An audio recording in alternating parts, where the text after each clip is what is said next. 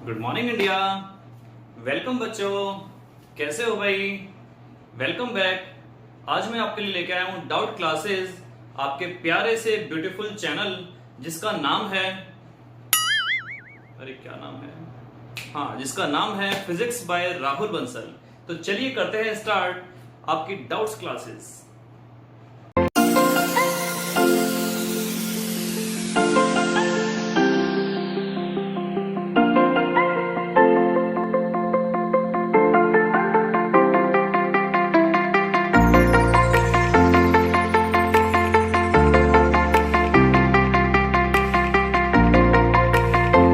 चलिए करते हैं स्टार्ट।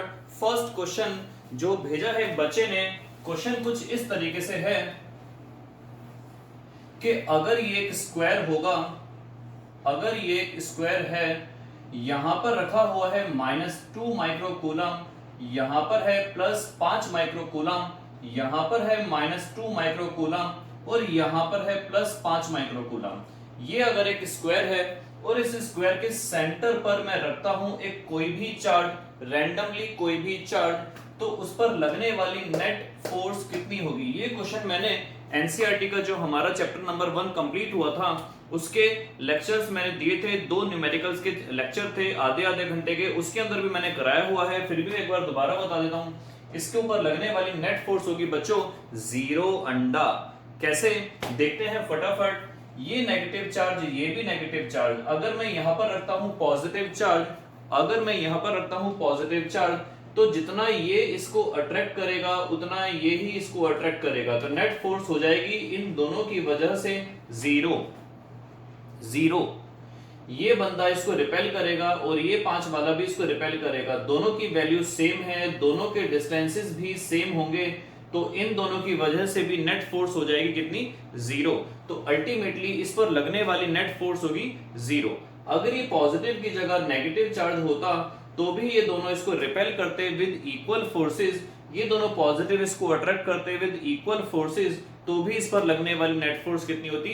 जी हां बच्चों, एब्सोल्युटली 0। क्वेश्चन नंबर 2 भेजा है एक बच्चे ने जो कुछ इस तरीके से है कि अगर ये 2 पॉइंट चार्जेस हैं, ये 2 अगर पॉइंट चार्जेस हैं जिसकी वैल्यू है Q1 और Q2, इनके बीच का डिस्टेंस है R। Is it clear? इनके बीच का डिस्टेंस है R। अगर मैं इन दोनों चार्जेस की मैग्नीट्यूड को कर दूं डबल, इन दोनों चार्जेस के मैग्नीट्यूड को कर दूं डबल और डिस्टेंस कर दूं हाफ, तो नेट फोर्स जो नए वाली निकल के आएगी वो कितनी आएगी? तो चलिए मान लेते हैं इस कंडीशन में फोर्स की वैल्यू है F। अगर मैं नई कंडीशन लूं इस तरीके से, ये डिस्टेंस कर दिया R/2, ये कर दिया 2Q1, ये कर दिया 2Q2, तो यहां पर जो F की वैल्यू निकल के आ रही थी वो थी K Q1 Q2 अपॉन में R²। अब यहां पर देखते हैं F की वैल्यू कितनी निकल के आएगी? F dash equals to K, नया चार्ज है 2Q1, नया चार्ज है 2Q2 अपॉन में नया डिस्टेंस है R/2 का होल स्क्वायर। ये जो होल स्क्वायर है नीचे वाले 2 का स्क्वायर बन जाएगा 4, ये चला जाएगा डिनोमिनेटर में से ऊपर की तरफ, तो F डैश आपके पास आएगा 2 दूनी 4, नीचे वाले 2 का स्क्वायर बनेगा 4, वो चला जाएगा ऊपर की तरफ, ब्रैकेट में बचेगा K, ये वाला Q1, ये वाला Q2, नीचे वाला R² और K Q1 Q2 bye R² की वैल्यू थी F। तो हमारे पास नई फोर्स जो आई वो आई पहले वाली फोर्स की कितने टाइम्स? जी हां, 16 टाइम्स। इसका मतलब हुआ कि नए वाली फोर्स पुराने वाली फोर्स की हो गई 16 गुना, 16 टाइम्स। क्वेश्चन नंबर 3 है बच्चों आपके पास। क्वेश्चन नंबर 3 है कि अगर आपके पास 2 चार्जेस हैं, ये हो गया Q1, ये हो गया Q2, इनके बीच का डिस्टेंस है R, अगर इसके बीच में लगने वाली फोर्स है F, टोटल फोर्स है F, ये लग रही है एयर के अंदर, जब ये पूरा का पूरा सिस्टम है एयर में, अगर मैं इस पूरे सिस्टम को रख दूं, डुबो दूं, इमर्स कर दूं ऑयल के अंदर, और इस ऑयल की रिलेटिव परमिएबिलिटी है, रिलेटिव परमिटिविटी है रिलेटिव परमिटिविटी आपको दे दी गई है 5। तो आप बताइए इसका आंसर कितना आएगा। देखिए बच्चों, आपको मैंने बताए थे इसके फॉर्मूले, जो कुछ ऐसा था कि एप्सिलॉन आर इक्वल्स टू, ऊपर था एयर वाला पार्ट और नीचे था मीडियम वाला पार्ट। आपको निकालनी है कि मीडियम में कितनी फोर्स हो जाएगी। तो मीडियम वाले पार्ट को इधर ले गए, ऊपर है एयर वाला पार्ट और नीचे आ जाएगा एप्सिलॉन आर। एप्सिलॉन आर की वैल्यू 5 दे दी गई है, तो इसका मतलब एयर वाली जो फोर्स थी उसकी वैल्यू थी F और नीचे आ जाएगा 5। तो ये आंसर आ गया आपके पास F/5। यह कहा जा सकता है कि 5 गुना नए वाली फोर्स हो गई कम। इसका मतलब क्या हुआ, आपको मैंने बताया था कि जब भी हम एयर के अंदर पुट करेंगे किसी भी सिस्टम को, तो लगने वाली जो फोर्स होगी वो मैक्सिमम होगी। जब भी बीच में कोई मीडियम पुट करते चले जाएंगे तो फोर्स लगने वाली कम होती चली जाएगी। Is it clear? तो आपके पास जो नई फोर्स आई वो आई F/5। नेक्स्ट क्वेश्चन भेजा एक बच्चे ने जो कुछ इस तरीके से है। क्वेश्चन नंबर 4 आपका, कि अगर ये एक ट्राइंगल है जिसकी वैल्यू यहां पर आपको वर्टिसेस दे दिए गए हैं ABP, ये आपको दे दिया गया है बच्चों 10 सेंटीमीटर, ये आपको दे दी गई है साइड 5 सेंटीमीटर, ये है आपके पास परपेंडिकुलर। आपको क्वेश्चन बोला गया है find the magnitude of the resultant force on a charge of 1 microcoulomb held at P। P पर रख दिया गया है बच्चों 1 microcoulomb due to 2 charges of plus का 2.8, 2 प्लस का 2 into 10 to the power -8 coulomb, और यहां पे रखा हुआ है माइनस का 10 की पावर -8 कूलम। एंगल यहां पर दे दिया गया है 90 डिग्री। आपको निकालनी है इस पर लगने वाली नेट फोर्स, आपको निकालनी है इस पर लगने वाली नेट फोर्स। आइए देखते हैं बच्चों, ध्यान से देखो। अगर ये आपके पास 10 है, ये आपके पास 5 है, आपको दे दिया गया है कि AP की वैल्यू है 10 सेंटीमीटर और BP की वैल्यू है 5 सेंटीमीटर। तो आपको निकालनी है नेट फोर्स। कैसे निकालेंगे नेट फोर्स, आइए देखते हैं। सबसे पहले ध्यान दो कि इस पर कोई चार्ज नहीं दिया हुआ, तो इसका मतलब ये वाला चार्ज होगा पॉजिटिव। कैसा चार्ज होगा बच्चों ये? जी हाँ, पॉजिटिव। ये पॉजिटिव इस पॉजिटिव को रिपेल करेगा, तो ये जाएगा इस डायरेक्शन में। ये नेगेटिव इस पॉजिटिव को अट्रैक्ट करेगा, तो ये जाएगा इस डायरेक्शन में। इस फोर्स का नाम अगर मैं F1 दे दूं, इस फोर्स का नाम मैं अगर F2 दे दूं, ये वाला 90 है, तो नेट फोर्स जो लगेगी वो क्या होगी? इन दोनों फोर्सेस का रिजल्टेंट। आप लोगों ने 11th क्लास के अंदर पढ़ा हुआ है कि अगर दो फोर्सेस किसी एंगल पर लगती हैं तो रिजल्टेंट फोर्स निकालने का तरीका होता है, वेक्टर्स हम कर देते हैं उन दोनों वेक्टर्स का, जो होता है a² + b² + 2ab cos theta, और उसके ऊपर जी हाँ पूरा कमरा मींस रूट। तो यहां पर अगर हम इन दोनों के बीच की फोर्स निकालते हैं, F1 की वैल्यू निकालते हैं, F1 आपके पास आएगा K, Q1 की वैल्यू आ गई 2 × 10 की पावर -8, Q2 की वैल्यू आ गई 1 × 10 की पावर -6 अपॉन में डिस्टेंस कितना है 10 सेंटीमीटर। सबसे पहले ध्यान रखना बच्चों, इसको हम कन्वर्ट करेंगे मीटर्स के अंदर। तो मीटर्स का मतलब क्या हो गया? ये हो गया 0.1 मीटर। 10 को अगर हम 100 से डिवाइड करेंगे तो आएगा आपके पास 0.1 मीटर। और K की वैल्यू आपको बताई गई थी जो होती है 9 × 10 की पावर 9। तो यहां पर हम जब सारी वैल्यूज पुट करेंगे, 2 हो गया आपके पास ये -8 और -6 हो गया -14, नीचे आ गया 0.1 का स्क्वायर, इसको हम 10 की पावर -1 भी बोल सकते हैं, तो ये आ गया 10 की पावर -2।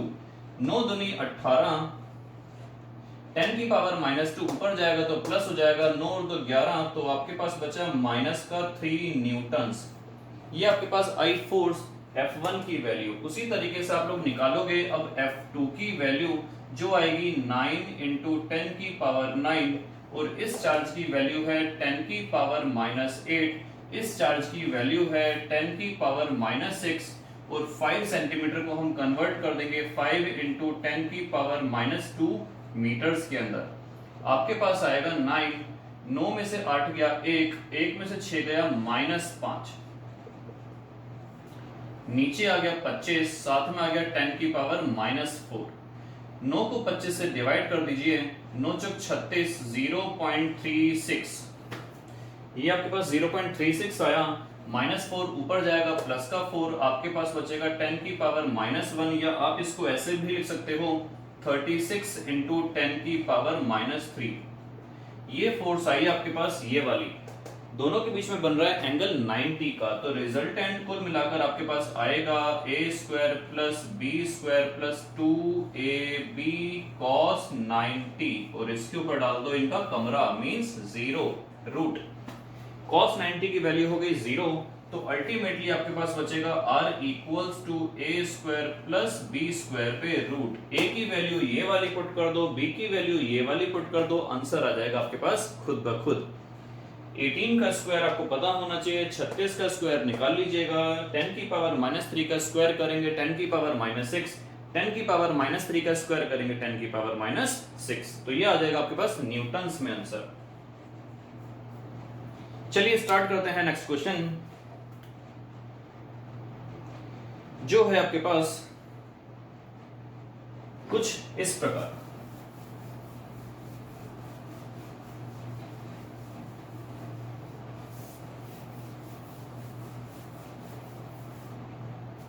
क्वेश्चन है बच्चों कि आपके पास एक XY प्लेन है, XY plane. Question number I think ये 5 है। एक क्वेश्चन है जो आपको दिया हुआ है XY प्लेन, इस तरीके से X और Y। हम इसको आगे भी एक्सटेंड कर देते हैं इस तरीके से, -x और ये आ गया -y। दो चार्जेस हैं, एक रखा हुआ है -x2 और एक रखा हुआ है प्लस के x1 पर। माइनस का x2 सपोज करो ये रहा x2, 0, क्योंकि माइनस का जो होगा वो लेफ्ट हैंड साइड पर होगा, और प्लस का x1, 0 ये होगा राइट हैंड साइड पर। यहाँ पे रखा हुआ है प्लस का q और यहाँ पे रखा हुआ है माइनस का q। अब क्वेश्चन सुनते हैं, two charges plus q and minus q, plus q and minus q are kept at points -x2, 0 and x1, 0 respectively in the xy plane. Find the magnitude and direction of the net electric field at the origin. आपको निकालनी है net electric field बच्चों कहां पर? Origin पर। Origin, ये Aladdin का जिन नहीं है, दिस इज ओरिजिन। ये डिस्टेंस कितना है? ये है x2। ये डिस्टेंस कितना है? ये डिस्टेंस है x1। बहुत बहुत बहुत सिंपल बच्चा क्वेश्चन है ये। पॉजिटिव की वजह से इस पॉइंट पर इलेक्ट्रिक फील्ड इस डायरेक्शन में होगी। आपको बताया गया था पॉजिटिव जो है अपनी इलेक्ट्रिक फील्ड छोड़ता है, इलेक्ट्रिक फील्ड अपनी छोड़ता है, और नेगेटिव वाला इलेक्ट्रिक फील्ड अपनी लेता है, इलेक्ट्रिक फील्ड अपनी लेता है। तो इसका मतलब क्या हुआ? नेगेटिव की वजह से इस डायरेक्शन में, पॉजिटिव की वजह से इस डायरेक्शन में, तो नेट हो जाएगी ना ना ना, नेट हो जाएगी ऐड। बच्चों दोनों एक ही डायरेक्शन में है, तो इसका मतलब क्या हुआ? नेट आपके पास ऐड हो जाएगी। Is it clear? ये डिस्टेंस x1 है, ये डिस्टेंस x2 है। इलेक्ट्रिक फील्ड का फॉर्मूला आप लोगों ने पढ़ा हुआ है kq/r²। तो नेट इलेक्ट्रिक फील्ड कितनी आएगी? ये आएगी E1 plus E2। E1 plus E2। अगर मैं बात करूं इस वाली इलेक्ट्रिक फील्ड का, तो फॉर्मूला निकल के आएगा kq/x2 का स्क्वायर, और दूसरी वाली आएगी kq/x1 का स्क्वायर। अगर मैं k और q कॉमन ले लूं तो ये बन जाएगा 1/x1 का स्क्वायर प्लस 1/x2 का स्क्वायर। और आपको याद होना चाहिए कि इलेक्ट्रिक फील्ड की यूनिट हुआ करती थी न्यूटन पर कूलम, तो साथ में न्यूटन पर कूलम लगाना मत भूलिएगा। ये रहा आपके पास नेट इलेक्ट्रिक फील्ड का क्वेश्चन। चलते हैं नेक्स्ट क्वेश्चन पे।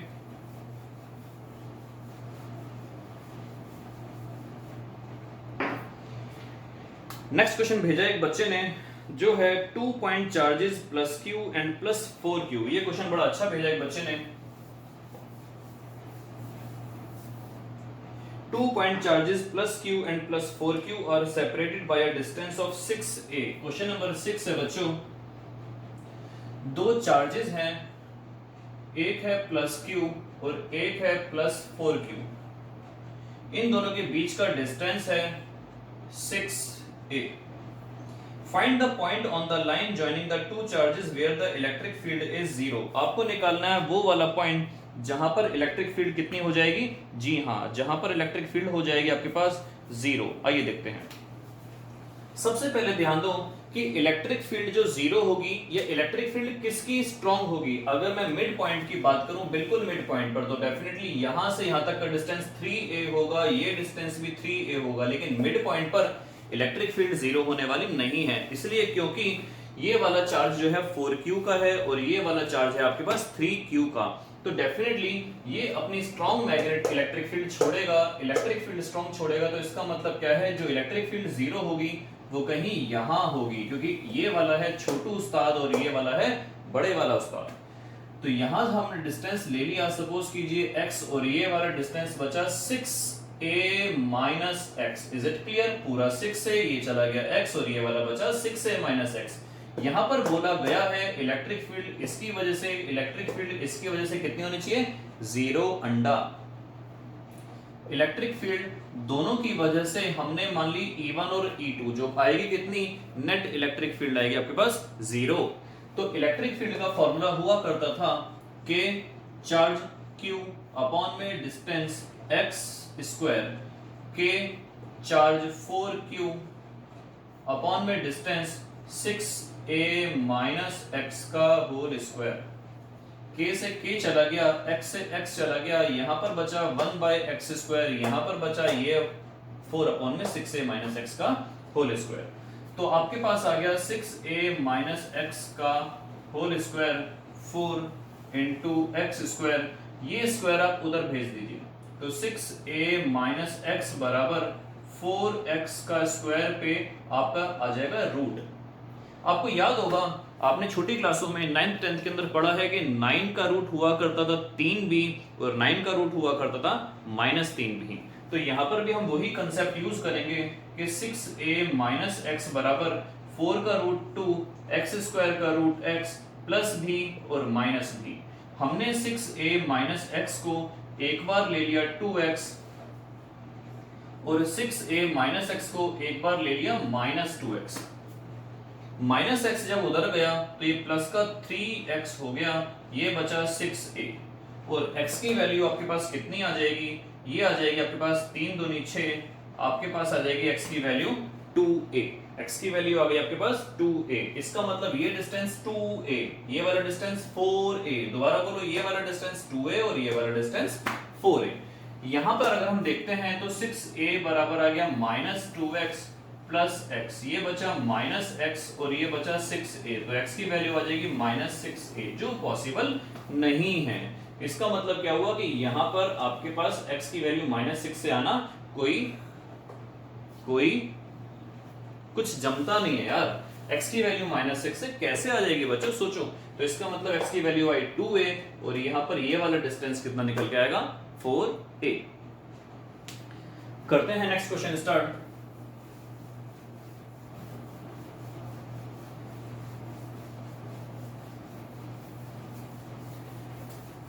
देखिए, अगले क्वेश्चन पे चलते हैं। क्वेश्चन है आपके पास, an electric dipole consist of 2 charges. एक इलेक्ट्रिक डाइपोल, अरे भैया डाइपोल में 2 चार्जेस होते ही हैं। तो नेक्स्ट क्वेश्चन आपके पास है, N electric dipole consist of 2 charges of 0.1 microcoulomb, यानी Q1 और Q2 दोनों दे दिए गए हैं 0.1 microcoulomb, separated by distance of 2 centimetre. आपको डिस्टेंस यानी कि 2a की वैल्यू दे दी गई है 2 सेंटीमीटर।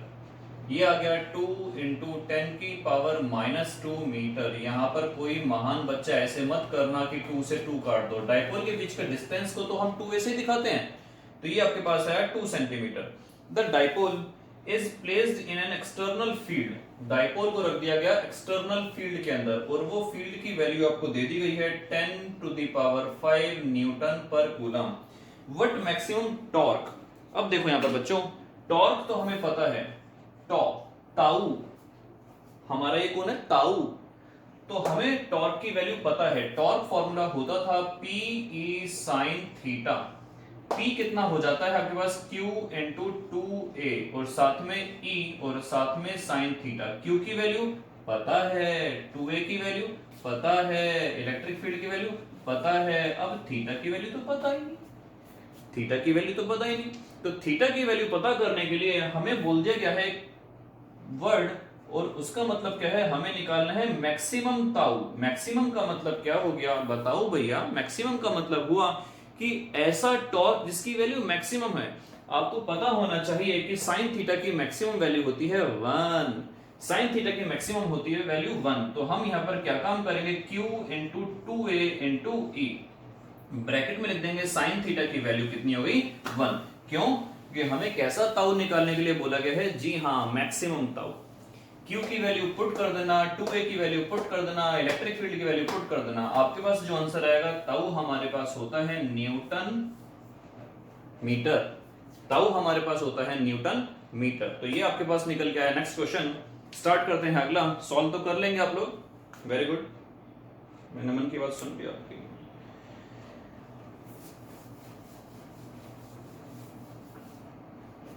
क्वेश्चन है अगला, अ box encloses N electric dipole. एक बॉक्स है, एक डिब्बा है, एक लिफाफा है, जिसके अंदर आपको पैसे रख के देने हैं शादी में, किसी की बर्बादी में। A box encloses an electric dipole consisting of two charges। इसके अंदर दो चार्जेस हैं, पॉजिटिव 5 माइक्रोकूलम और नेगेटिव 5 माइक्रोकूलम। और ये डाइपोल जो है, इसके बीच का डिस्टेंस दे दिया गया है, मींस 2a की वैल्यू दे दी गई है 10 सेंटीमीटर।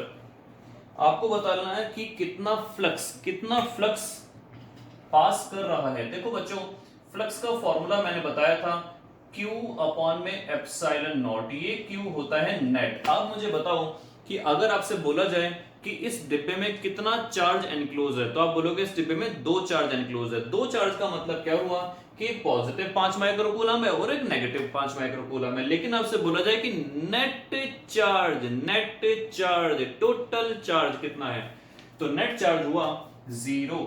और 0 होने का मतलब फ्लक्स भी कितना हुआ 0, और 0 होने का मतलब मार्क्स भी कितने आएंगे 0 नहीं आएंगे, डबल 0। अरे डबल 0 के साथ एक 1 भी लगा लेना, 100 आने चाहिए, शाबाश। अगला क्वेश्चन है बच्चों आपके पास, a charge Q is placed at the center of a cube of side L. What is the electric flux passing through each face of the cube? ऐसा ही कुछ क्वेश्चन है। नेक्स्ट क्वेश्चन है, देखिए ये आपके पास एक क्यूब दे दिया गया, क्यूब, शाबाश। A charge Q is placed at the center of a cube। इसकी साइड है L, सॉरी है L, सेंटर पे रख दिया गया एक चार्ज Q। आपको बताना है कितना फ्लक्स निकल रहा है इस पूरे क्यूब से, Q बाय एप्सिलॉन नॉट। बात तो खत्म। लेकिन क्वेश्चन तो ये था ही नहीं। क्वेश्चन क्या था, सबसे पहले आप मुझे बताओ कि क्यूब के कितने फेस होते हैं। मैं खड़ा हूं, बताओ क्यूब के कितने फेस होते हैं। जी हां, क्यूब के फेस होते हैं कुल मिलाकर 6। इंसानों के तो फेस पता ही नहीं कितने होते हैं, लेकिन क्यूब के फेस होते हैं 6। इंसान तो हर परिस्थिति में अपना रूप बदल लेता है, लेकिन क्यूब अपना फेस नहीं बदलता। क्यूब के कितने फेस होते हैं बच्चों? जी हाँ 6। क्यूब के फेस होते हैं 6। आपसे क्वेश्चन में यही पूछा गया है कि एक फेस से निकलने वाला फ्लक्स बताओ। अगर मान लो सारे के सारे फेसेस से निकलने वाला फ्लक्स है 600, तो एक फेस से निकलने वाला फ्लक्स कितना हो गया? जी हाँ 600 को 6 से डिवाइड कर देना, क्योंकि 1 2 3 4 5 और पीछे वाला 6 से निकलेगा 600, तो 1 से कितना निकलेगा? जी हाँ डेफिनेटली 100। तो आपको बोला गया है ये निकला फ्लक्स टोटल क्यूब से। अगर मैं बोलूं आपको निकालना है फ्लक्स एक फेस से, तो फेस से कितना आएगा बच्चों? आप 6 से डिवाइड कर देंगे। अगर 2 फेस से पूछता तो आप क्या काम करते? ये एक फेस से था, 2 फेस के लिए 2 से मल्टीप्लाई करेंगे, आंसर आएगा Q अपॉन में 3 एप्सिलॉन नॉट। 3 फेस से पूछता 3 से मल्टीप्लाई, 4 फेस से पूछता 4 से मल्टीप्लाई, एंड सो ऑन। अब कोई 7 फेस से तो पूछने वाला है नहीं, बात समझ में। करते हैं next question start.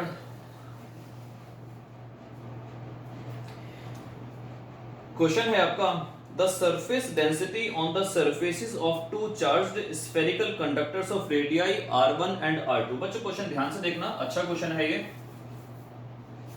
The surface densities on the surface of two charged spherical conductors. ये दो स्फेरिकल कंडक्टर्स हैं, एक की रेडियाई है r1 और एक की रेडियाई है r2।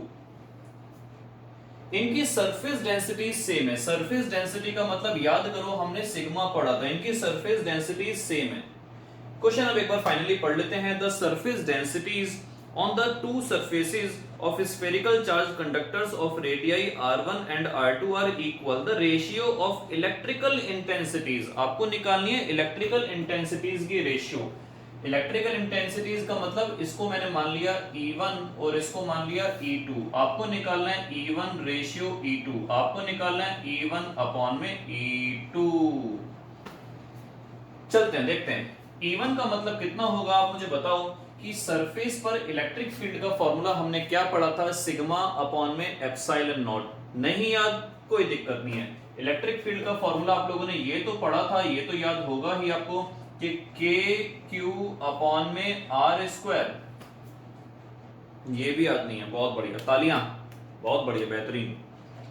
तो इलेक्ट्रिक फील्ड का फॉर्मूला आप लोगों ने पढ़ा था। देखो मैं दो तरीके से इस क्वेश्चन को सॉल्व करवाता हूं। अगर हम समझें ऐसे, इलेक्ट्रिक फील्ड का फॉर्मूला आप लोगों ने पढ़ा था सिग्मा अपॉन में एप्सिलॉन नॉट। इसके लिए भी सिग्मा अपॉन में एप्सिलॉन नॉट और डेफिनेटली इसके लिए भी सिग्मा अपॉन में एप्सिलॉन नॉट। दोनों की सिग्मा सेम है, तो अल्टीमेटली आपके पास आंसर आ गया 1:1।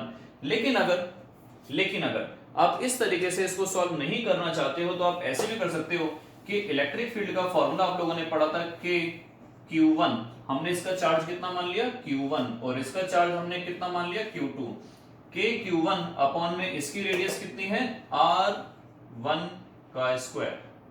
उसी तरीके से इसकी भी इलेक्ट्रिक फील्ड इंटेंसिटी कितनी आएगी K, इसका चार्ज कितना मान लिया Q2 और इसकी रेडियस भी कितनी है R2 का स्क्वायर। K से K डेफिनेटली कैंसिल हो गया। आपको याद होगा कि चार्ज अपॉन में एरिया हुआ करता था surface charge density, charge upon में एरिया हुआ करता था सरफेस चार्ज डेंसिटी।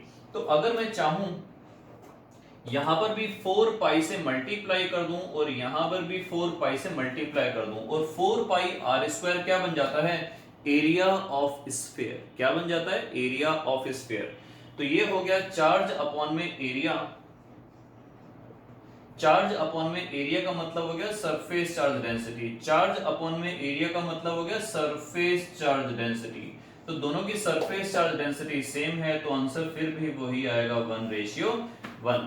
तो आपके पास ये वाला क्वेश्चन था कि अगर दो स्फीयर्स हैं अगर, और दोनों स्फीयर्स पे सरफेस चार्ज डेंसिटी सेम है, दोनों की रेडियस अगर सेम है, तो दोनों पर आप बताना है सरफेस पर इलेक्ट्रिक फील्ड इंटेंसिटी कितनी होगी। चलो इसी के अंदर एक क्वेश्चन में छोटा सा और ऐड करता हूं कि अंदर आपको इलेक्ट्रिक फील्ड रेशियो फिर से बतानी है। अगर यहां की मैं मान लूं E3 और E4 तो कितनी आएगी बताओ बच्चों। आपको बताया गया था कि इलेक्ट्रिक फील्ड जो होती है किसी भी मेटेलिक स्फेरिकल होलो कंडक्टर के अंदर 0 होती है, तो डेफिनेटली यहां पर भी वो 0 आएगी और यहां पर भी वो 0 ही आएगी। नेक्स्ट क्वेश्चन स्टार्ट करते हैं। बस अरे क्वेश्चन तो फिनिश हो चुके हैं। Very good, keep it up, पढ़ते रहिए। क्लास पसंद आए लाइक शेयर सब्सक्राइब डेफिनेटली करना ना भूलें with bell icon. Till then goodbye. कल स्टार्ट करेंगे चैप्टर नंबर 2 जो हमारा चल रहा है electrostatic potential and capacitance. Till then goodbye, best of luck.